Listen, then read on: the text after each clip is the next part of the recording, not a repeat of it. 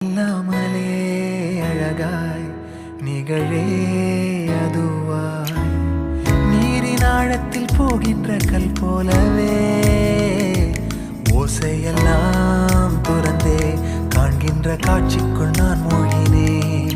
திமிலேறி காலை மேல் தூங்கும் காகமாய் பூமி மீது இருப்பேன். புவி போகும் போக்கில் கை கோர்த்து நானும் நடப்பேன்.